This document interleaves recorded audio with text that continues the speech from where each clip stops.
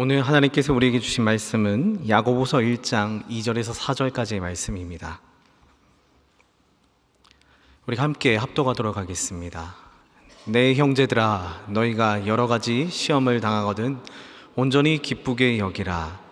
이는 너희 믿음의 시련이 인내를 만들어내는 줄 너희가 알미라. 인내를 온전히 이루라. 이는 너희로 온전하고 구비하여 조금도 부족함이 없게 하려 함이라. 아멘. 반갑습니다. 주일 저녁에 함께 나와서 예배 드리는 게 쉽지가 않은데도 불구하고 이렇게 보면은 예배 빠지지 않고 나오시는 분들과 또 예배를 사모해서 나오신 모든 분들이 함께 모여서 예배 드리기에 이 자리가 은혜가 된 줄 믿습니다. 우리가 이렇게 지키는 사소한 일들로 말미암아, 아주 작은 예배로 말미암아 우리 신앙은 자라기도 하고, 또 사소한 일을 우리가 어김으로 말미암아 신앙이 무너질 수도 있다라고 하는 전제하에 오늘 말씀을 좀 나눠보려고 합니다. 교회 가면은 저희 그 헌금함 위에 필경 때 보면은 펜이 있잖아요. 저도 가끔 가다가 그 깜빡하고 펜을 갖고 가지 않으면은 필경대에 있는 펜을 빼가지고 금세 씁니다. 뭐 쓰고 급할 때 막 쓰고 사명도 하고 여러 가지 쓰다가 나도 모르게 그 펜을 주머니에다 넣어갖고 사무실로 가는 경우가 있습니다. 그러면은 여러분들 뭐라고 할 것 같으세요? 목사님이 훔쳐갔네? 목사님 왜 그렇게 하셨나? 라고 고민할 거예요. 근데 저는 이제 예전에 이렇게 한번 혼나본 적이 있습니다. 작은 교회에서 이제 필경대에서 펜을 가지고서 자유롭게 쓰다가 너 갖고 가도 누가 뭐라고 하는 사람도 없고 질타하는 사람도 없고, 다음 주 가보면 또 똑같은데 펜이 있기 때문에 그거 내 것 마냥 이렇게 들고 다녔거든요. 그랬더니 어느 권사님이 그런 얘기를 해주셨어요. 그거 자꾸 그렇게 가져가는 버릇들이면 교회에 있는 물건들 쉽게 쓰게 돼. 나중에 큰 것도 쉽게 쓰게 돼 라고 해가지고 필경대에 있는 것들 웬만하면 다 갖다 놓습니다. 제자리에다 갖다 놓는 그 사소한 습관이 나중에 있어서는 좋은 신앙의 습관을 만들어낸다라고 가르쳐 주셨기 때문에 사소한 일로 인하여서 내 신앙생활이 만들어진다라는 것을 배우기도 하고, 반대로 그 습관을 고쳐내지 못하면 그 사소한 습관 때문에 우리 신앙생활이 교회에 있는 물건을 좀 소홀히 여기지 않을까, 이와 같은 마음도 같이 들었습니다. 이렇게 사소한 습관을 통해서 신앙생활이 세워지기도 하고 망가지기도 하지만, 또 다른 방법으로 사소한 일로 인해서 신앙생활이 어려움을 겪을 때도 있습니다. 이전에 초등부 아이들을 데리고서 이렇게 제자훈련을 했습니다. 몇 명 되지 않은 아이들 제자훈련 끝나고서 밥을 먹으러 갔지요. 거기서 이게 뭐 김밥 천국 같은 데 가가지고 여러 가지 주문해서 밥을 시켜 먹는데, 제가 열심히 아이들이니까, 어린아이들이니까 밥 숟가락도 놔주고 물도 따라주고 이렇게 합니다. 근데 그 중에 한 아이가 밥 먹는 동안 꿍 해가지고 가만히 있다가 나중에 큰 삐져가지고 전도사님 미워요 그러더라고요. 그래서 이게 왜 그런가 그랬더니 그 친구가 이렇게 얘기합니다. 다른 아이들 숟가락은 놔주고 내 것만 놔주지 않았어요. 이래서 삐졌다고 그래요. 근데 자기는 돈가스 시켰으면서. 근데 이 모든 것들이 다 그 사소한 것으로 말미암아 상처 입기도 하고, 사소한 것으로 말미암아 자기는 신앙생활 가운데 큰 걸림돌이 된 것 같은 느낌이 들 때가 있다는 얘기입니다. 여러분, 우리 삶도 마찬가지입니다. 신앙생활 가운데 우리가 분노하고 우리가 신앙생활에 있어서 걸림돌이 됐다, 이거 너무 힘들다 하는 것들 돌아보면 진짜 사소한 겁니다. 부부싸움도 마찬가지 아닙니까? 부부싸움도요, 어디서부터 시작합니까? 사소한 것부터 시작하는 거예요. 그러니까 이 작은 것들로 말미암아 모든 것들이 무너지게 되는 그 순간이 일어나기도 합니다. 근데 이와 같은 것들을 주제로 오늘 말씀, 사소한 일로 인해서 시험이 될 때 우리는 어떻게 해야 되는가 잠깐 나눠보려고 합니다. 혹시 여러분들 점탄성이라는 말을 혹시 아시나요? 점탄성. 저도 어린이 과학책을 보다가 발견하게 됐는데, 이런 이야기로 점탄성을 제가 한번 설명해 보겠습니다. 2012년 8월에 아프가니스탄에서 작전을 수행하던 프랭키 에르난데스라고 하는 군인이 갑작스레 날라온 총알에 머리를 맞아서 쓰러지게 됩니다. 근데 그때 머리를 맞아 쓰러지게 됐는데, 놀랍게도 머리에 쓰고 있던 헬멧으로 인해 프랭키는 가벼운 부상만 입고 다시 일어나게 됩니다. 저거 그림이 바로 머리에 맞은 헬멧입니다. 총알을 맞은 헬멧입니다. 그때 프랭키를 보호해줬던 헬멧이 바로 점탄성을 가지고 있는 헬멧이라고 해가지고 그 당시 기사에 크게 났습니다. 점탄성이 뭐냐면 점성, 이게 액체처럼 끈적끈적한 점성, 탄성, 튕겨내는 성, 이 두 가지 성질을 같이 가지고 있다고 해서 점탄성이라는 건데, 갑작스러운 큰 충격이 가해지면은 액체 같은 게 갑자기 고체로 확 변합니다. 그래서 그 충격을 튕겨내는 그와 같은 물질이 점탄성이라고 해요. 그러니까 평소에는 녹말물처럼 흐물흐물하다가 갑작스러운 이런 충격이 가해지면은 단단하게 굳어가지고 총알에 튕겨내버리는 겁니다. 그래서 목숨을 건졌다고 합니다. 이러한 점탄성은 갑작스러운 충격에는 이렇게 단단해져가지고 우리 몸을 보호할 수가 있는데, 그런데 문제가 하나 있습니다. 점탄성은 아주 부드럽거나 천천히 다가오는 것들에 대해서는 그냥 액체처럼 스르르 통과시켜버리는 성질이 있습니다. 그러니까 충격에는 강해지고 작은 힘에는 부드러워지는 성질이 바로 점탄성입니다. 왜 점탄성을 이야기했냐? 이 점탄성이 과학적인 용어긴 하지만 사실 우리 신앙생활과 일상생활에 우리가 갖고 있는 성질이기도 합니다. 예를 들어가지고 여러분들에게 세일즈맨이 한번 찾아왔다고 합시다. 그런데 그 사람이 갑자기 저 당신한테 이거 꼭 팔 거니까 기대하세요 라고 하면 여러분 그 물건 살까요? 안 살까요? 절대 사지 않습니다. 마음을 이미 굳어가지고 마음이 단단하게 굳어서 나 절대 저 물건 사지 않겠노라 하고 다짐하면서 튕겨낼 겁니다. 어떤 얘기를 하더라도. 그런데 만약에 어떤 사람이 아주 부드럽게 접근한다고 합시다. 막 요구르트도 까주고 빨대도 꼽아주고 하면서 이거 드세요 그러면서 다가온다고 합시다. 내 이야기 들어주고 맞장구 쳐주고, 그러다 보면 한동안 이야기 듣고 시간을 보내다 보면은 내 마음이 다시 점성 흐물흐물해져가지고 그 사람의 모든 걸 다 수용하게 됩니다. 나중에 돌아갈 때 보면 그 사람이 팔고 있던 옥장판 들고 있을걸요. 이게 바로 우리 신앙생활이에요. 사단이 우리에게 공격하는 방법입니다. 사단은요, 우리를 공격할 때 내가 너를 완전히 망가뜨릴 거야, 내가 완전히 무너뜨릴 거야 라고 다가오지 않습니다. 그러면 만약 그렇게 다가오면은 우리는 준비할 거예요. 내가 기도로써, 우리 중보 기도로써 많은 사람들과 믿음으로써 이겨내리라 하면서 버텨낼 것 같은데, 근데 사단은 다르게 접근합니다. 창세기 아담과 하와 이야기를 좀 생각해 보시지요. 하와에게 접근한 사탄이 만일 내가 오늘 널 멸망시킬 거다, 내가 이 선악과 네 입에 꼭 집어넣을 거다 라고도 했으면은 아마 안 먹었을 것 같아요. 무서워서 도망갔을 겁니다. 그런데 아주 교묘하게 부드럽게 다가옵니다. 하나님께서 선악과 진짜 먹으면 죽는다고 그랬니? 아닐 수도 있잖아. 한 입 먹어봐. 아닐 수도 있잖아. 혹시 진짜 그럴까? 그러면서 아주 부드럽게 다가옵니다.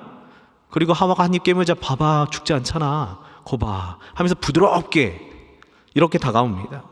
그렇게 사단은 살며시 접근하며 불순종이라는 죄를 우리 가운데 심는 사건이 벌어졌습니다. 충격으로 우리를 공격한 게 아니라 완전히 사소하고 말 한마디 부드럽게 가지고 들어온 거예요. 이와 같은 사단의 전략은 굉장히 무섭습니다. 그리스 사람들이 옛날에 트로이를 점령할 때에 10년간 그 성을 점령하려고 노력했음에도 불구하고 그 견고한 성은 무너지질 않았습니다. 결국 철수하는 척하면서 트로이 목마라고 하는 아주 작은 목마 하나 남겨두고 갔는데 그 안에 몇 명을 숨겨뒀죠. 그리고 트로이는 그 몇 명으로 인해 성문이 열리고 점령을 당해버립니다. 사단의 전략은 바로 거기 있습니다. 우리로 하여금 고난과 역경과 어려움이 다가오면은 우리는 이미 준비가 돼 있어요. 그 일에 대해서는 기도할 수 있어요. 우리는 그것에 대해서 충분히 이겨나가고 승리할 수 있는 하나님의 능력을 힘입을 수 있습니다. 그러나 마치 트로이와 같이 우리 가운데 아주 작은 것부터 무너뜨립니다. 펜 하나 가져가게, 아니면 뭐 다른 거 가져가게, 괜찮아 괜찮아 하면서 우리의 마음을 자꾸 아주 사소한 일로 무너뜨리기 시작합니다. 그게 바로 사단의 전략입니다. 우리 안에 큰 죄악이나 큰 고난으로 무너뜨림이 아니라 사소한 일로 인해서 우리를 무너뜨리고자 하는, 영적으로 육적으로 붕괴시키고자 하는 것이 바로 사단의 전략이고요. 그리고 그 사단의 전략은 우리에게 고난이 엄청나게 닥쳐올 때 일어나는 게 아니고 완전히 사소한 일로 인해서 우리 신앙을 조금씩 무너뜨려가는 겁니다. 이에 대해서 우리는 어떻게 해야 되는지 오늘 말씀을 통해 나눠보려고 합니다. 우리 2절 말씀을 함께 읽어보도록 하겠습니다. 내 형제들아, 너희가 여러 가지 시험을 만나거든 온전히 기쁘게 여기라. 아멘. 오늘 본문을 보니까 너희가 여러 가지 시험을 만나거든 이라고 합니다. 여기서 여러 가지라고 하는 말은 다양한 종류의 고난을 이야기할 수도 있지만 그 고난 중에는, 그 시험 중에는 큰 시험도 있고 아주 사소한 시험도 있다는 얘기입니다. 요즘 날이 갑자기 더워지면서 시원했다가 참 변덕스럽습니다. 근데 우리 마음도 참 그 날씨에 따라 변덕이 있을 때가 있습니다. 저도 몇 주 전에 한참 무더위가 기승할 때에 시원한 음료를 좀 한 잔 마셔야 되겠다. 그래서 한 매장에 줄을 섰습니다. 줄에 섰던 사람들도 더워서 그런지 그날따라 사람들이 짜증이 이만저만이 아니었습니다. 줄도 많이 길고 사람들 시키는데 말투도 친절하지가 않았습니다. 저도 한참을 기다려가지고 음료수 한 잔 주문했습니다. 시원한 음료 한 잔 주세요 주문했는데, 그렇게 음료도 또 한참 기다려서 받았는데 시원한 음료가 아니라 뜨거운 음료가 나온 겁니다. 난 분명히 아이스 시켰는데 뜨거운 거 나온 겁니다.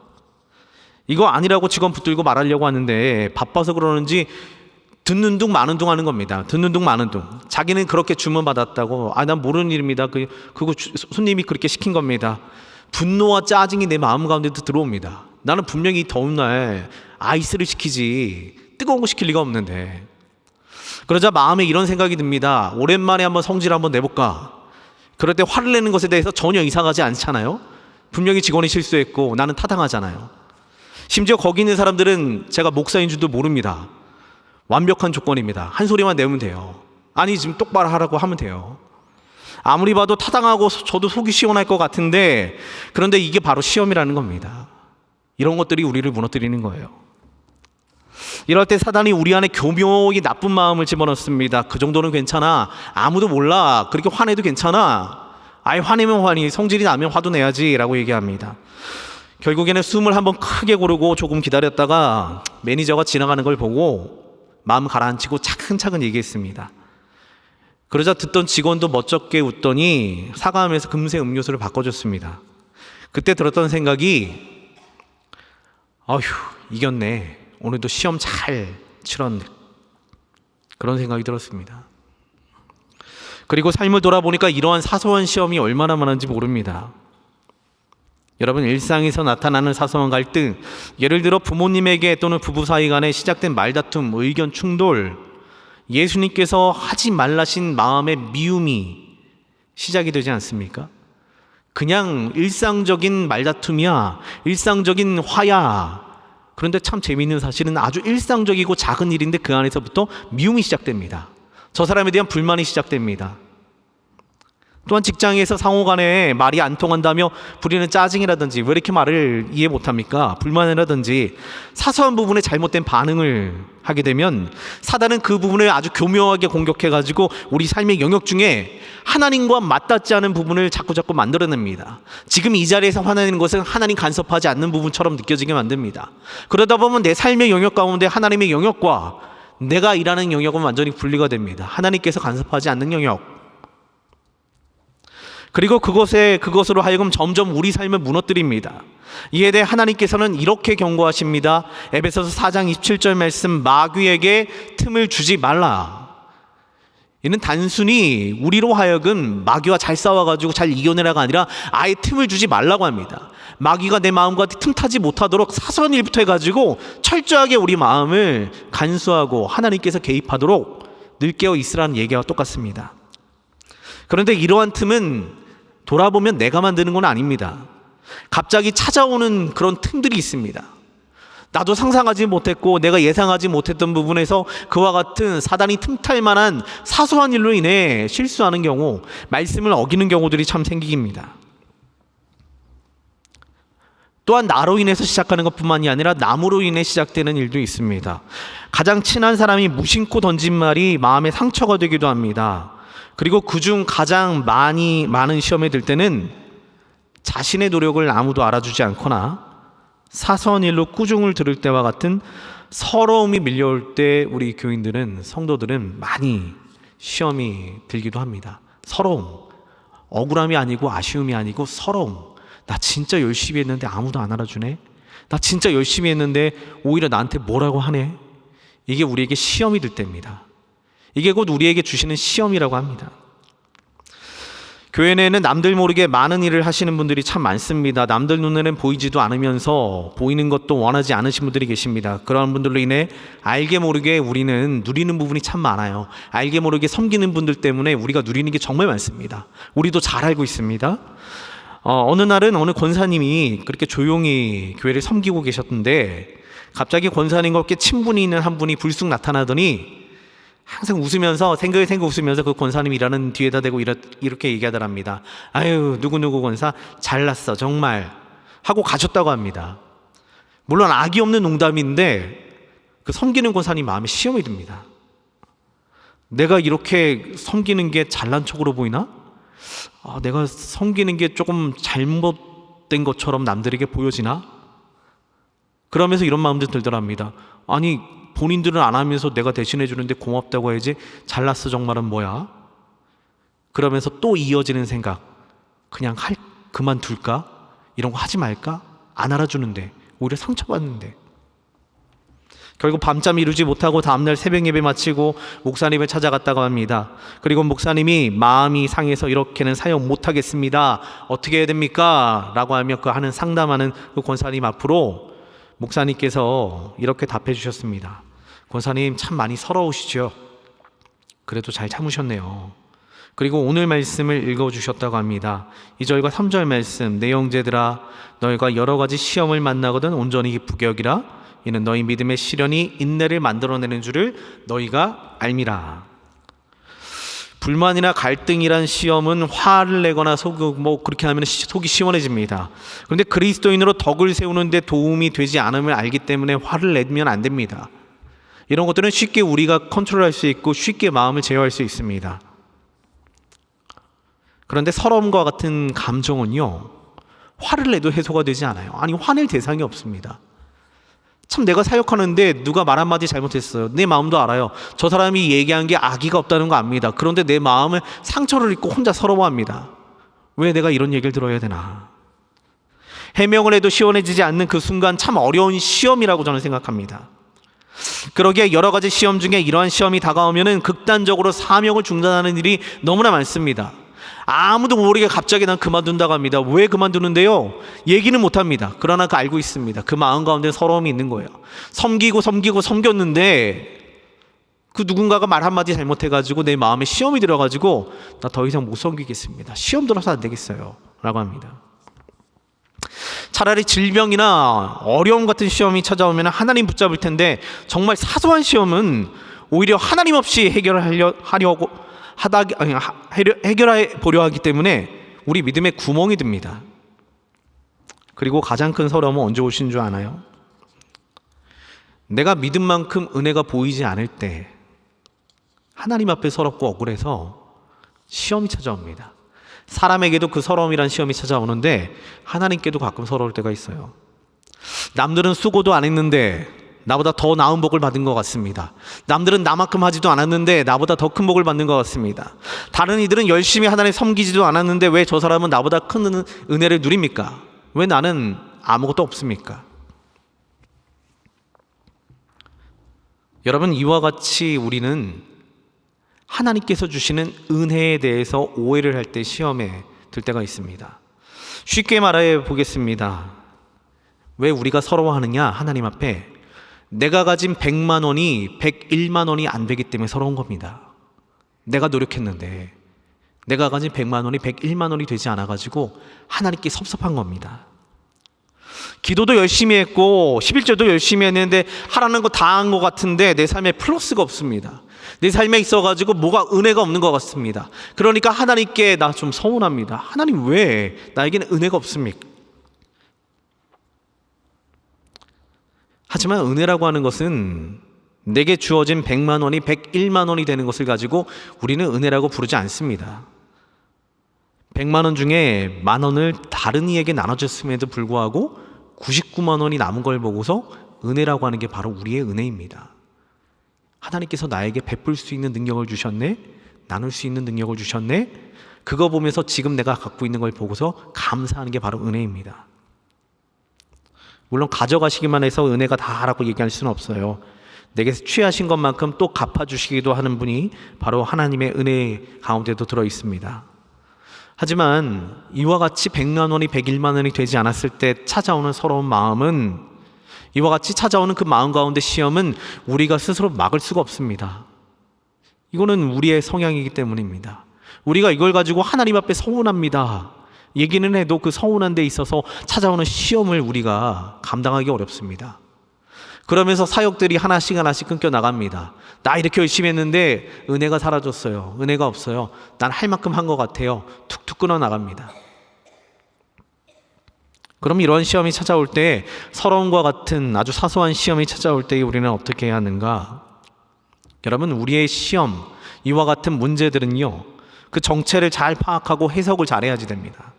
그래야지 온전한 믿음의 답을 찾을 수 있게 됩니다. 요셉이라는 사람을 생각해 봅시다. 창세기에 나오는 요셉에게 있어서 노예 생활은 엄청난 시험이었습니다. 하나님을 부인하고 버리기에 가장 적당한 시험이었습니다.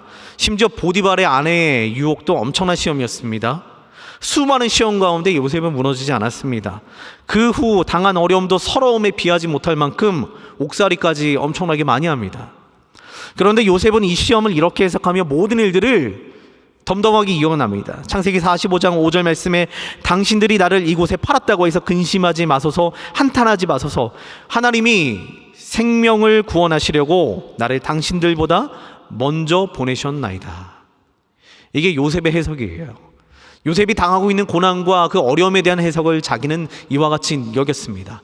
하나님이 나를 보내신 이유가 있을 거야. 나로 하여금 곧 하나님께서 나와 함께 하심으로 말미암아 이루실 계획이 있을 거야. 그러면서 그 시험들을 덤덤하게 받아냅니다. 내가 이겨내지 못하는 시험은 몸으로 직접 받아내고 견디고 버티고, 그러다가 결국엔 마지막에 이렇게 멋진 고백하지 않습니까? 그러니까 창세기 보니까 계속 반복해서 나오는 이야기, 여호와께서 요셉과 함께 하심으로 범사에 형통하게 하셨더라. 요셉은 자신이 당하는 모든 시험을 곧 하나님께서 구원하시고자 하는 계획의 일부라고 믿었습니다. 시험도 계획의 일부야. 고난도 계획의 일부야.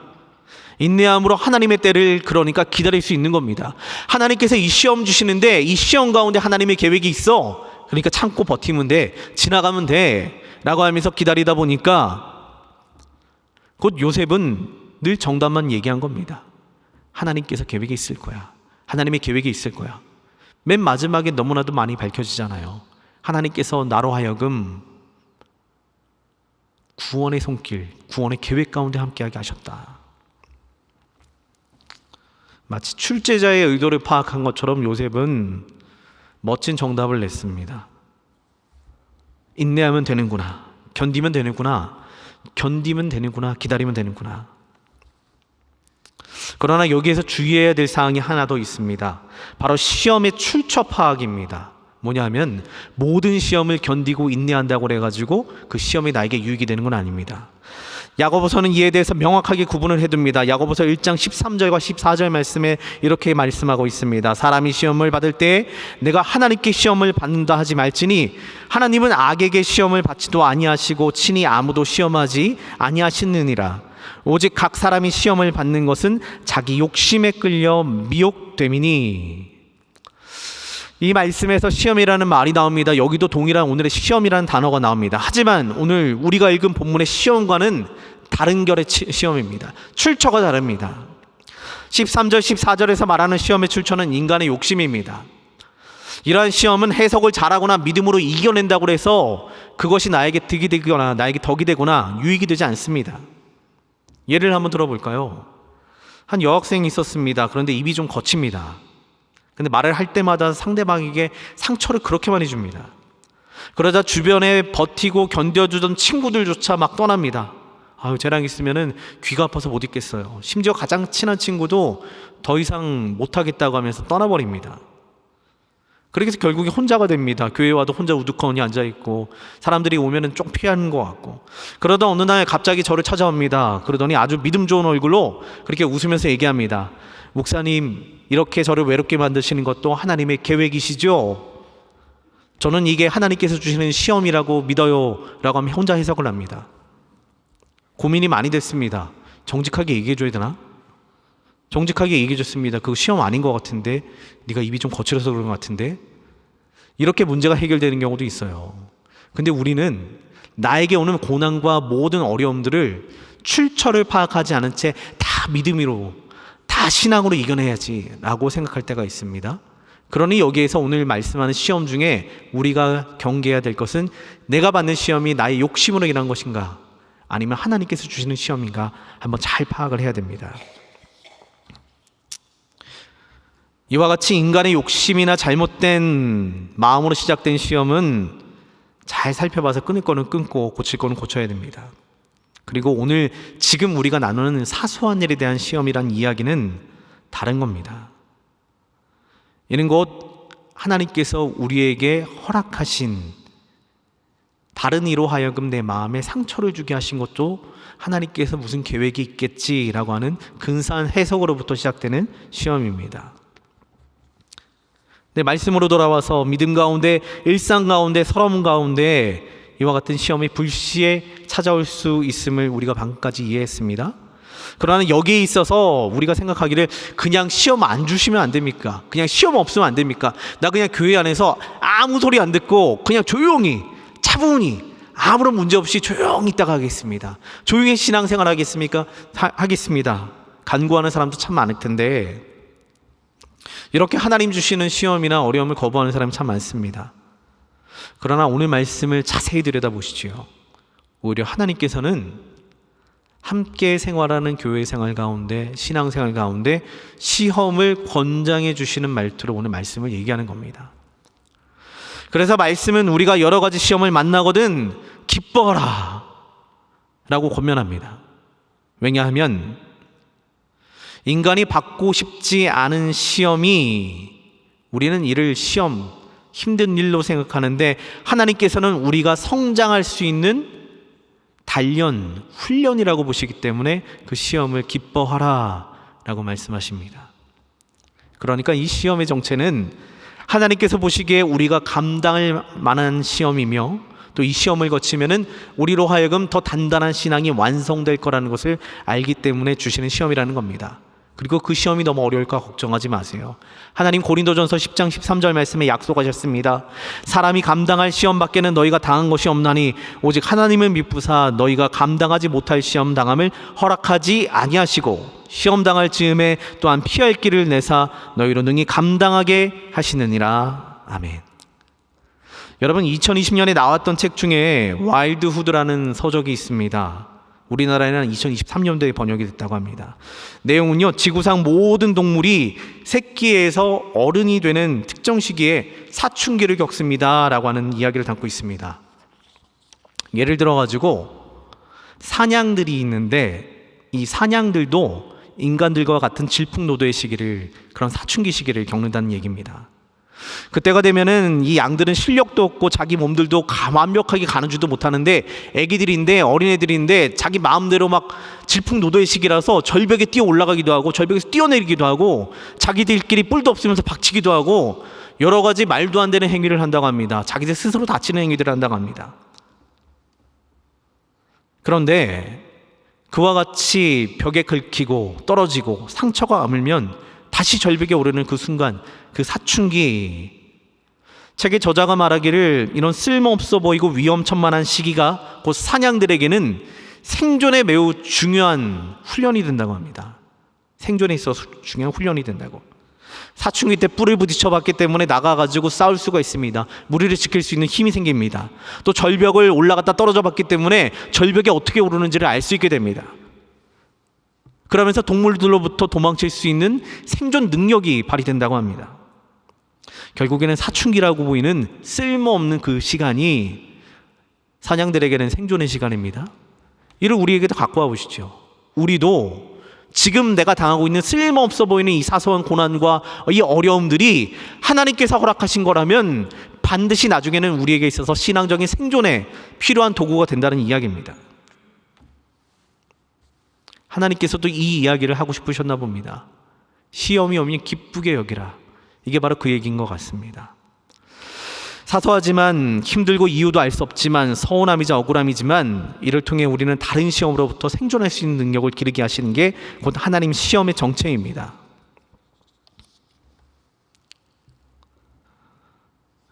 여러분, 우리에게 다가오는 시험에 있어서 마음은 상하는데 힘든데 그래도 기뻐하라.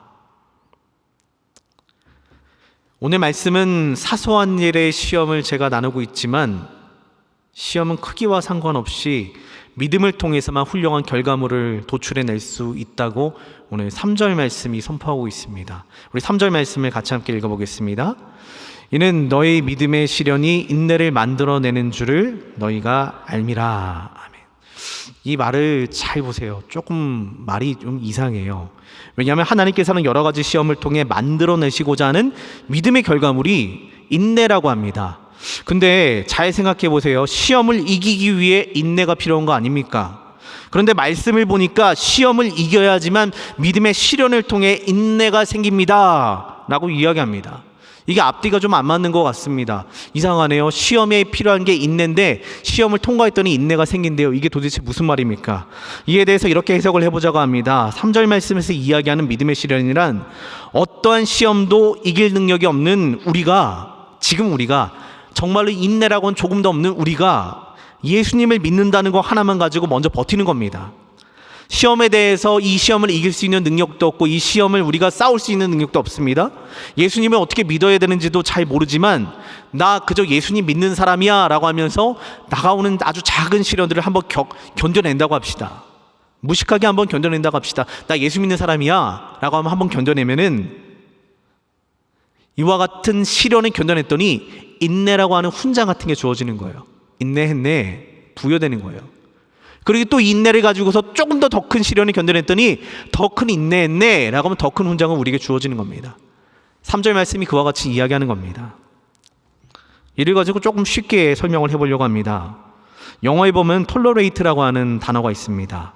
참다, 견디다. 이건요 불편함이나 차이를 수용하는 정도의 인내를 얘기합니다. 쉽게 얘기해서 우리가 신앙생활 예수님을 믿고 나서 우리가 갖게 되는 첫 번째 인내, 첫 번째 믿음의 시련이 뭡니까? 예수님 처음 믿게 되면은 우리가 갖는 시험 중에 하나 그거예요. 주일날 아침에 눈 떠서 교회 가야 돼. 주말에 나 그냥 자던 사람인데, 주말에 친구 만나는 사람인데 이거 수용하게 됩니다. 첫 번째 인내예요. 이거 견디는 거예요. 주일날인데 옛날에 놀았는데 이제 예배 드리러 가야 되네 라고 하면서 주일날 만나는 친구들을 못 만나는 것을 견뎌냅니다. 그러자 남들이 예수쟁이라고 놀리면서 거리를 둡니다. 또 이를 믿음으로 이겨냅니다. 그래, 그럴 수 있다. 믿음의 시련을 이겨냅니다. 나 예수님 믿는 사람이기 때문에 예배가 중요해. 주님이 더 중요해. 그러자 톨러렌트보다 더 강한 페이션, 참을성, 인내심. 어려운 상황이 와도 이전에는 그냥 불편함을 수용했는데 어려움이 와도 참게 됩니다. 신앙적으로 좀 더 참을 수 있는 거예요. 남들이 나에게 있어가지고 너 교회 다니냐 왜 이렇게 불편해? 근데 믿음으로 이겨내는 거예요. 조금 더 큰 훈장을 받은 거예요. 근데 이 훈장들이 점점 많아지고 믿음의 시련을 점점 이겨내고 인내하고 그러다 보니까 마지막 단계 endure, 견디다, 인내하다. 극한의 상황에서도 인내하는 그 인내의 훈장을 우리가 받게 된다고 합니다. 이는요 예수님께서 십자가 고난을 견디셨을 때 사용된 인내가 바로 이 인내입니다. 이렇게 보고 나니까 믿음의 시련이 인내를 만들고라는 말이 단순하게 한 번 이겼으니까 나에게 인내가 이루어졌다 이게 아니라 반복이 된다는 겁니다. 점점 큰 인내를 만들어가는 겁니다. 그래서 이에 대해서 4절 말씀이 이렇게 얘기한 겁니다. 인내를 온전히 이루라. 이는 너희로 온전하고 구비하여 조금도 부족함이 없게 하려 함이라. 아멘. 시험들을 믿음으로 이겨내고 또 이겨냄으로 온전한 인내에 다다르게 됨을 이야기합니다. 말씀을 마무리합니다. 우리에게 다가오는 그 사소한 시험, 지금 넘어가면 나에게 있어서 붕괴가 될 수 있는 큰 문제가 됩니다. 하지만 사소한 문제들을 믿음으로 버티고 나 예수 믿는 사람이야, 나 그러기 때문에 이거 안 해 라고 하면서 버티다 보면 더 큰 인내가 나에게 다가와서 그 인내로 말미암아 세상의 모든 고난과 고통을 이겨내는 훌륭한 그리스도인이 될 수 있습니다. 오늘도 여러분들에게 다가오는 사소한 모든 것들을 믿음으로 이겨내서 나중에 큰 승리를 얻으시는 여러분 되시기를 주님의 이름으로 축원드립니다. 기도하겠습니다. 사랑과 은혜가 풍성하신 하나님 아버지 감사합니다. 우리의 삶 가운데 사소하고 작은 시험들 앞에 우리는 그저 묵인하고 넘어가진 않는지 잠시 돌아봤습니다. 사소하지만 그 작은 것들이 나를 무너뜨리기도 하며 사소하지만 좋은 습관들이 나의 믿음을 세우기도 함을 오늘 말씀을 통해 나눴습니다. 하나님, 작은 것이라 할지라도 내 안에 있는 내 성향과 내 모든 것들을 꺾고 말씀대로 살아가게 하시며 주님께서 기뻐하시는 일들을 행함으로 말미암아 더 큰 승리를 맛보는, 더 큰 인내를 맛보는 귀한 주님의 자녀들 되게 도와주시옵소서. 오늘도 말씀 가운데 우리와 함께 하심을 감사드리며 모든 간구 거룩하신 예수님의 이름으로 기도드립니다. 아멘.